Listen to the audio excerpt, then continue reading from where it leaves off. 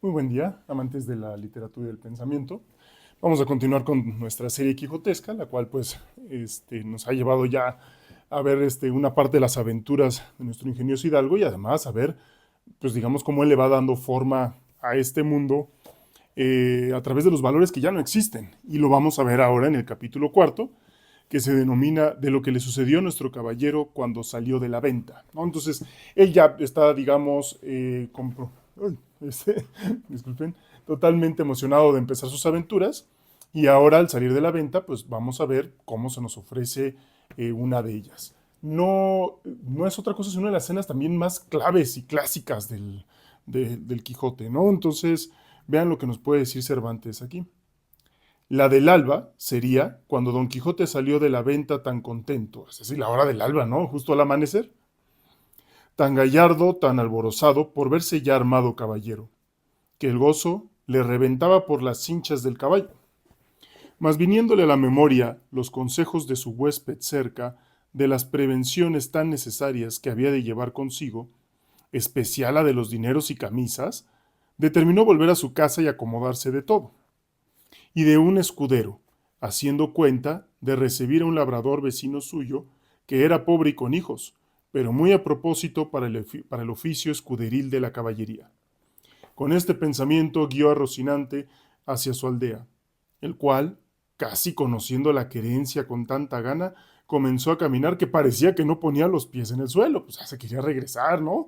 Pues sí, no había andado mucho cuando le pareció que a su diestra mano, de la espesura de un bosque que allí estaba, salían unas voces delicadas como de persona que se quejaba, y apenas las hubo oído cuando dijo: Gracias doy al cielo por la merced que me hace, pues tan presto me pone ocasiones delante donde yo pueda cumplir con lo que debo a mi profesión, y donde pueda coger el fruto de mis buenos deseos. Estas voces, sin duda, son de algún menesteroso o menesterosa, que ha menester mi favor y ayuda. Y volviendo las riendas, encaminó a Rocinante hacia donde le pareció que las voces salían, y a pocos pasos que entró por el bosque, vio atada una yegua a una encina, y atado en otra a un muchacho, desnudo de medio cuerpo arriba, hasta de edad de 15 años, que era el que las daba, voces daba, y no sin causa, porque le estaba dando con una pretina muchos azotes un labrador de buen talle, y cada azote le acompañaba con una reprensión y consejo, porque decía: la lengua queda y los ojos listos. Y el muchacho respondía: no lo haré otra vez, señor mío, por la pasión de Dios que no lo haré otra vez, y yo prometo de tener de aquí adelante más cuidado con el hato. Y viendo Don Quijote lo que pasaba, con voz airada dijo: Descortés caballero, mal parece tomaros con quien defender no se puede. Subid sobre vuestro caballero y tomad vuestra lanza, que también tenía una lanza arrimada a la encina donde estaba arrendada la yegua, que yo os haré conocer ser de cobardes lo que estáis haciendo. Vean que aquí nuestro caballero ya se está poniendo en disposición de ayudar a los desvalidos, de ayudar a los débiles. Otro de los valores que se tenía en la caballería. Porque se suponía que los caballeros lo que iban a hacer era proponer o al menos hacer llegar todos los valores de la cristiandad en los reinos, ¿no? Entonces, uno de ellos era, pues, por supuesto, cuidar al desvalido, ayudar al pobre, ayudar al que no puede defenderse, etcétera. Y él ya, digamos, se ve en su primera aventura que gracias al cielo se le puso de frente. Ahora sí, gracias cielo por ponerme esto, ¿no? Digo, es una salvajada, ¿no? Yo creo que quien está recibiendo la paliza, pues no pensaría así como que, oye, pues no está padre estar recibiendo una paliza para que tú te pruebes, caballero. Y ven que entonces él le dice que pues ya, agarre su lanza y órale, ¿no? Para que se empiecen a cometer y empiecen a pelear respecto de lo que está sucediendo. Y el labrador dice que vio sobre sí aquella figura llena de armas, blandiendo la lanza sobre su rostro, túvose por muerto y con buenas palabras respondió: Señor caballero, este muchacho que estoy castigando es mi criado, que me sirve de guardar una manada de ovejas que tengo en estos contornos. el cual es tan descuidado que cada día me falta una. Y porque castigo su descuido o bellaquería, dice que lo hago de miserable, por no pagalle la soldada que le debo, es decir, el salario que le debo. Y en Dios y en mi ánima que miente. Miente delante de mí, ruin villano, dijo Don Quijote, por el sol que nos alumbra, que estoy por pasaros de parte a parte con esta lanza. Pagadle luego sin más réplica. Si no, por el Dios que nos rige o que rige que os concluya y aniquile en este punto. Desatadlo luego. El labrador bajó la cabeza y sin responder palabra, desató a su criado, al cual le preguntó Don Quijote que cuánto le debía a su amo. Él dijo que 9 meses, a 7 reales cada mes. Hizo la cuenta a Don Quijote y halló que montaban 73 reales. Y díjole al labrador que al momento los desembolsase, si no quería morir por ello. Respondió el medroso villano que para el paso en que estaba y juramento que había hecho, y aún no había jurado nada, que no eran tantos, porque se le habían de descontar y recibir en cuenta 3 pares de zapatos que le había dado, y un real de 2 sangrías que le habían hecho estando enfermo. Ven que empieza la modernidad, es decir, desde sus inicios, el hecho de tener empleados para la modernidad significaba que pues no tenías que darle nada, es decir, sus zapatos cada trabajador los tenía que conseguir, sus herramientas de trabajo también. Y esto era bien complicado y de hecho no solía ser así. ¿Por qué? Porque lo que están viendo es que las personas, como ya no pertenecen a un gremio, ya no pertenecen a una sociedad, tienen que velar por sí mismas como si fueran individuos aislados y valerse, digamos, solos ante qué? Ante las situaciones o inclemencias de la vida. Por tanto, aquí le está descontando el hecho de haber estado enfermo, nada de seguridad social, y el hecho de haber tenido que comprarle zapatos para que trabajara. Bien está todo eso, replicó Don Quijote, pero quédense los zapatos y las sangrías por los azotes que sin culpa le habéis dado. Es decir, ya pagó suficiente con sangre. Que si él rompió el cuero de los zapatos que vos pagastes, vos le habéis rompido el de su cuerpo. Y si le sacó el barbero sangre estando enfermo, vos en sanidad se la habéis sacado. Ansí que, por esta parte, no os debe nada. El daño está, señor caballero, en que no tengo aquí dineros. Véngase Andrés conmigo a mi casa, que yo se los pagaré un real sobre otro. ¿Irme yo con él? Dijo el muchacho. ¿Más? Mal año. No, señor, ni por pienso, porque en viéndome solo me desuelle como a un San Bartolomé. No hará tal, replicó Don Quijote. Basta que yo se lo mande, para que me tenga respeto y con que él me lo jure por la ley de la caballería que ha recibido, le dejaré ir libre y aseguraré la paga. Entonces, señor Don Quijote todavía cree que la fidelidad y la palabra valen en este mundo. Y es algo que, digamos, va a tener que aprender a la mala, que este mundo ya cambió. Ya la palabra, el honor, no son valores que se están viviendo en la modernidad. Valen más la eficiencia, que el trabajador trabaje, que no se le pierda nada, que pague sus propios zapatos, a el hecho de las promesas y la palabra dada. Mire vuestra merced, señor, lo que dijo el muchacho. Lo que dice, dijo el muchacho, que este mi amo no es caballero, ni ha recibido orden de caballería alguna, que es Juan Aldudo el Rico, el vecino del Quintanar.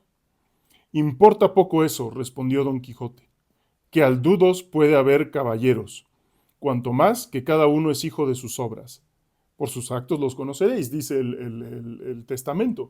Y claro, por sus actos los conoceréis, pero al final del día no ha sido armado caballero. Y si alguien no ha sido armado caballero, no tiene esta sensación o digamos, esta virtud y esta fortaleza, por ejemplo, de la vela de las armas, del espaldarazo, de, digamos, tener algo por sagrado, más allá que su propia vida, inclusive al punto que lo hizo Don Quijote cuando defendía la vela de las armas, aunque lo estaban apedreando entre varios. Acá pues no tiene eso Juan Aldudo, entonces, ¿qué es lo que va a pasar? Pues vaya, es más fácil que rompa su palabra porque no vive en ese mundo, no vive en esa forma o en ese mundo que quiere seguir proyectando nuestro hidalgo. Así es verdad, dijo Andrés, pero mi amo, ¿de qué obras es hijo? Pues me niega mi soldada y mi sudor y trabajo. No niego, hermano Andrés, respondió el labrador, y hacedme placer de veniros conmigo, que yo juro por todas las órdenes que de caballería hay en el mundo, de pagaros.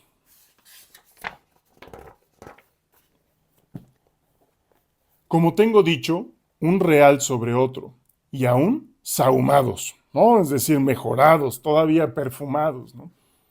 Del sahumerio os hago gracia, dijo Don Quijote. Dádselos en reales, que con eso me contento. Y mirad que lo cumpláis como lo habéis jurado. Si no, por el mismo juramento os juro de volver a buscaros y a castigaros, y que os tengo de hallar, aunque os escondáis más que una lagartija. Y si queréis saber quién os manda esto, para quedar con más veras obligado a cumplirlo, sabed que yo soy el valeroso Don Quijote de la Mancha, el desfacedor de agravios y sin razones. Y a Dios quedad, y no se os parta de las mientes lo prometido y jurado, so pena de la pena pronunciada. Y en diciendo esto picó a su Rocinante y en breve espacio se apartó de ellos. Siguióle el labrador con los ojos y cuando vio que se había traspuesto del bosque y que ya no parecía, volvióse su criado Andrés y díjole, venid acá, hijo mío, que os quiero pagar lo que os debo, como aquel deshacedor de agravios me dejó mandado. Eso juro yo, dijo Andrés, y cómo que andará vuestra merced acertado en cumplir el mandamiento de aquel buen caballero.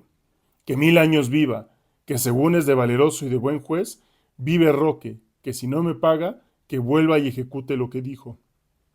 También lo juro yo, dijo el labrador, pero, por lo mucho que os quiero acrecentar la deuda por acrecentar la paga. Y haciéndole del brazo, le tornó a atar en la encina, donde le dio tantos azotes que le dejó por muerto. Llamad, señor Andrés, ahora, decía el labrador, al desfacedor de agravios. Veréis cómo no desfase aqueste, aunque creo que no está acabado de hacer, porque me viene gana de desollaros vivo, como vos temíades. Vean que entonces aquí es como si el trabajador fuera una cosa más, algo que él puede utilizar como su propiedad, castigarlo, azotarlo, sin que nada suceda. En tiempos de la Edad Media, de la cristiandad, esto era, vaya, más que impensable. ¿Por qué?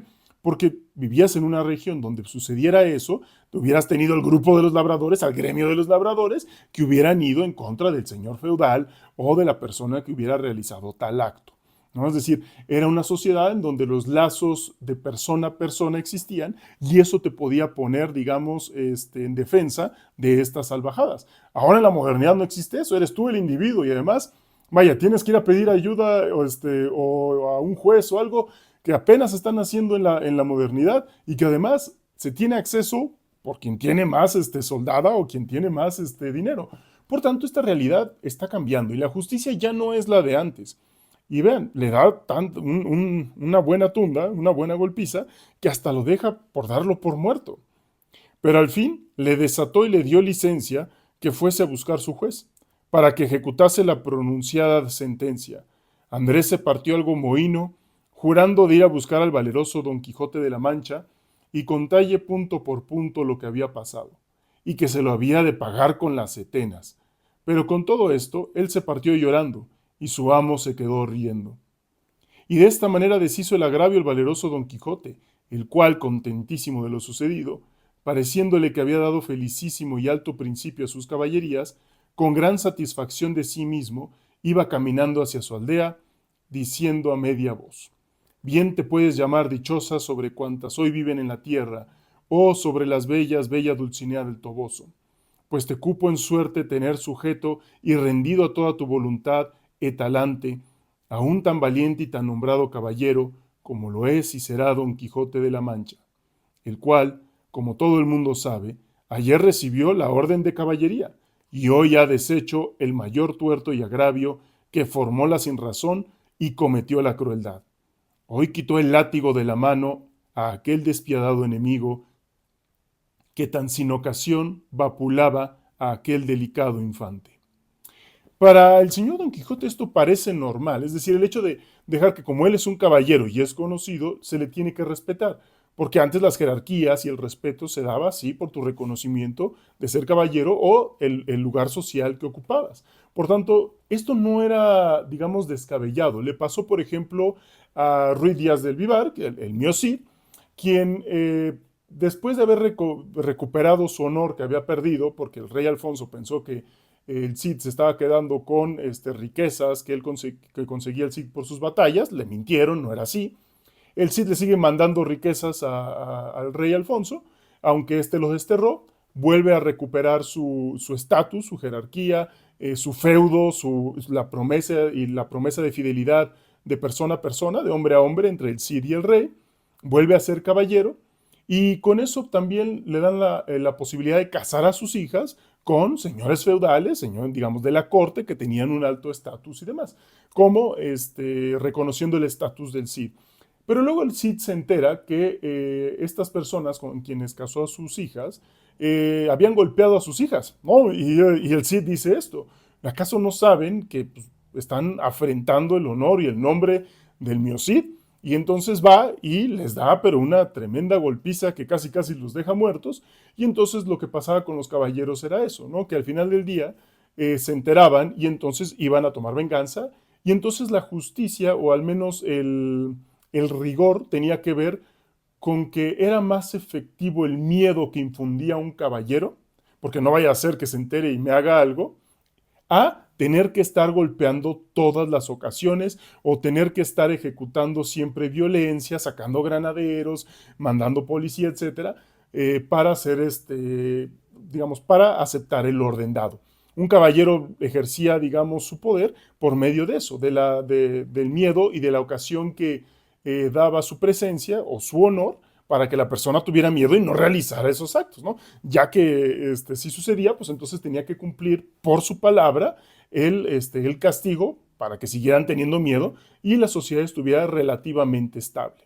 Al Cid le sucedió, al Quijote le pasa, pero estamos ya en otra realidad, en donde inclusive el Quijote hasta ahora no sabe lo que sucedió después. Y ya va cantando, digamos, o dándole palabras a su señora Dulcinea del Toboso, que pues bueno, él es el más valeroso, que lo hizo perfectamente bien y pudo haber sido así, si el honor, el respeto y los valores todavía existieran y por tanto el miedo a la caballería, lo cual pues vemos que ya este labrador ya no tenía ningún miedo.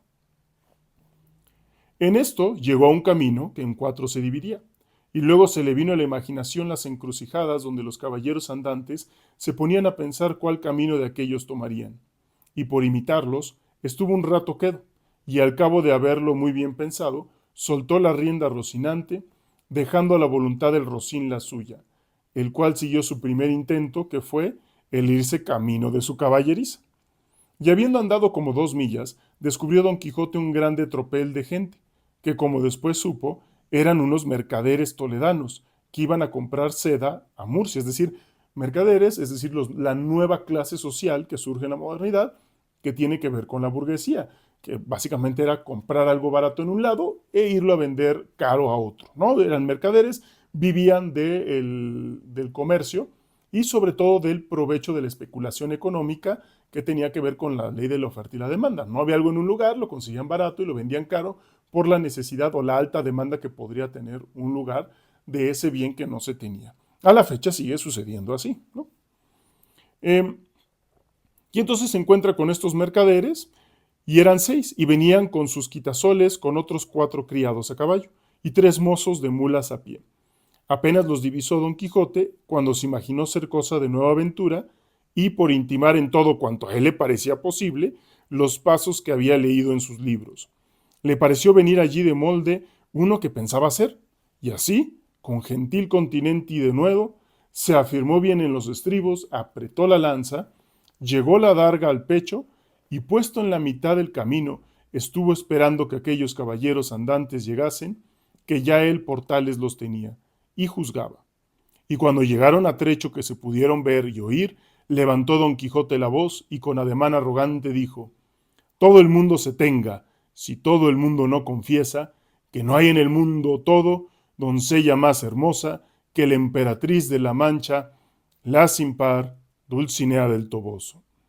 Paráronse los mercaderes al son de estas razones y a ver la extraña figura del que las decía, y por la figura y por las razones luego echaron de ver la locura de su dueño, mas quisieron ver despacio en qué paraba aquella confesión que se les pedía.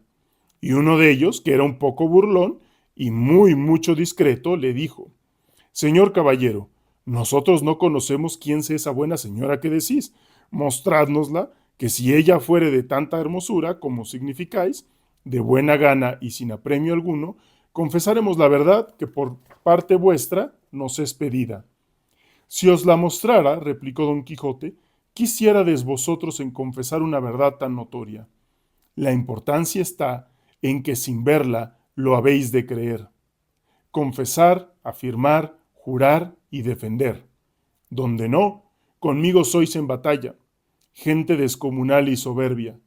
Que ahora vengáis uno a uno, como pide la orden de caballería, ora todos juntos, como es costumbre y mala usanza de los de vuestra ralea, aquí os aguardo y espero, confiado en la razón que de mi parte tengo. Señor caballero, replicó el mercader, suplico a vuestra merced, en nombre de todos estos príncipes que aquí estamos, que porque no encarguemos nuestras conciencias confesando una cosa por nosotros jamás vista ni oída, y más siendo tan en prejuicio de las emperatrices y reinas de la Alcarria y Extremadura, que vuestra merced sea servido de mostrarnos algún retrato de esta señora, aunque sea tamaño como un grano de trigo, que por el hilo se sacará el ovillo, y quedaremos con esto satisfechos y seguros, y vuestra merced quedará contento y pagado. Y aún creo que estamos ya tan de su parte, que aunque su retrato nos muestre que es tuerta de un ojo y que del otro le emana bermellón y piedra azufre, con todo eso, por complacer a vuestra merced, diremos en su favor todo lo que quisiere.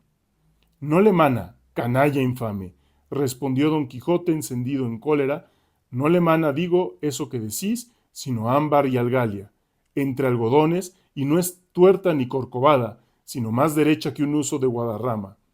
Pero vosotros pagaréis la grande blasfemia que habéis dicho contra tamaña beldad como es la de mi señora.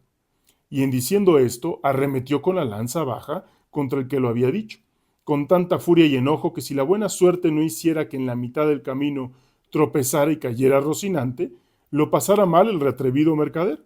Cayó Rocinante y fue rodando su amo una buena pieza por el campo, y queriéndose levantar, jamás pudo. Tal embarazo le causaba la lanza, adarga, espuelas y celada con el peso de las antiguas armas. Y entre tanto que pugnaba por levantarse y no podía, estaba diciendo, non fuyáis, gente cobarde, gente cautiva, atended, que no por culpa mía, sino de mi caballo, estoy aquí tendido. Un mozo de mulas de los que allí venían, que no debía de ser muy bien intencionado, oyendo decir al pobre caído tantas arrogancias, no lo pudo sufrir sin darle la respuesta en las costillas. Y llegándose a él tomó la lanza, y después de haberla hecho pedazos, con uno de ellos comenzó a dar a nuestro Don Quijote tantos palos, que a despecho y pesar de sus armas, le molió como cibera. Dábanle voces sus amos que no le diese tanto y que le dejase, pero estaba ya el mozo picado y no quiso dejar el juego hasta envidar todo el resto de su cólera, y acudiendo por los demás trozos de la lanza, los acabó de deshacer. Sobre el miserable caído, que con toda aquella tempestad de palos que sobre él vía, no cerraba la boca, amenazando al cielo y a la tierra y a los malandrines que tal le parecían. Cansóse el mozo y los mercaderes siguieron su camino, llevando que contar en todo él del pobre apaleado, el cual, después que se vio solo, tornó a probar si podía levantarse, pero si no lo pudo hacer cuando sano y bueno, cómo lo haría molido y casi deshecho. Y aún se tenía por dichoso, pareciéndole que aquella era propia desgracia de caballeros andantes, y toda la atribuía a la falta de su caballo, y no era posible levantarse, según tenía abrumado todo el cuerpo. Vean qué belleza. Él acepta las cosas como son, hace frente, y es una parte de la caballería, aceptar la realidad tal cual es decir, no decir sí a cada momento de la vida, no solamente a las anécdotas buenas que ayudó, digamos, a otro mozo, sino también a las desgracias, aceptar, digamos, los errores, aceptar el dolor, aceptar el sacrificio, aceptar la derrota tal cual y vienen. No negar, porque lo que niegas te somete, ¿no? Lo que aceptas te transforma. Él al aceptar esta pérdida lo ve como parte de su proceso de ser caballero.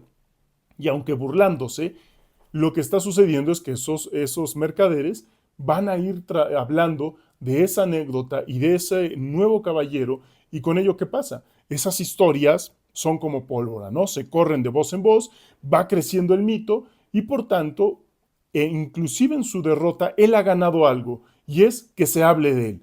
Que esa es una gran parte de la caballería, que los actos, que lo que se realiza, sean batallas ganadas o perdidas, estén en boca de las personas. Porque más vale que se hable para que se vaya generando el mito, se vaya generando la historia, a que no. Ahora, curiosamente, sí tenían que ser los mercaderes los que lo golpeaban. Son ellos quienes están trayendo estos nuevos valores que tienen que ver solo con el provecho, el éxito, sacar dinero, sacar, ganancia, y por tanto son ellos justamente quienes están, o quienes en un inicio atacaron de suyo y rompieron con los valores de la Edad Media y sobre todo rompieron con los valores de los estamentos, digamos, con los fueros, con toda la organización que se tenía en esta estructura medieval, al punto que en gran parte fueron los países protestantes en donde la burguesía o los mercaderes lograron la concentración de todo el poder en el Estado moderno, lo cual hizo que se fracturaran todas las cuotas de poder que tenían las demás organizaciones, el poder que tenía los gremios, el poder que tenían los artesanos, el poder que tenía la iglesia, el poder que tenía la familia, todo eso se quitó. Y por tanto ya no eres tú quien tiene derechos. Bueno, al menos en México, la Nueva España, es muy claro eso. Nuestra constitución moderna lo que dice es que esta constitución otorga los siguientes derechos a quien haya nacido en el país por naturaleza o por nacimiento o por naturalización. Pero es la Constitución, es el Estado quien te otorga los derechos. Tú no los tienes por ti mismo. Y por eso son los mercaderes, es estas nuevas constituciones modernas las que están rompiendo con lo que antes era un mundo que reconocía los derechos por naturaleza. Por naturaleza, todos son hijos de Dios, todos tenían derechos. Por naturaleza, si eres caballero, tienes ciertos fueros, ¿no? El de la caballería andante, el de ir a hacer justicia en donde se presentare, tenías esos fueros. Ahora ya no, y por eso les ocasiona risa. El mundo ha cambiado. Lo que nuestro señor Don Quijote quiere es volver a traer esos fueros, ese sistema de organización, y que el respeto otra vez sea parte de la sociedad. Que pase un excelente día. Agradezco siempre, ¿no? Los comentarios me han servido mucho y pues me han dado bastante ánimo para seguir esta empresa titánica de leer y comentar los capítulos del Quijote. También, obviamente, es grato saber que de todos lados de Latinoamérica también me han estado escribiendo y eso me parece hermosísimo porque al final del día es una obra que podemos compartir, sea la latitud que sea de esta nuestra bella Latinoamérica o de estas nuestras Españas, ¿no? Que pasen un excelente día y pues nos vemos en el siguiente capítulo.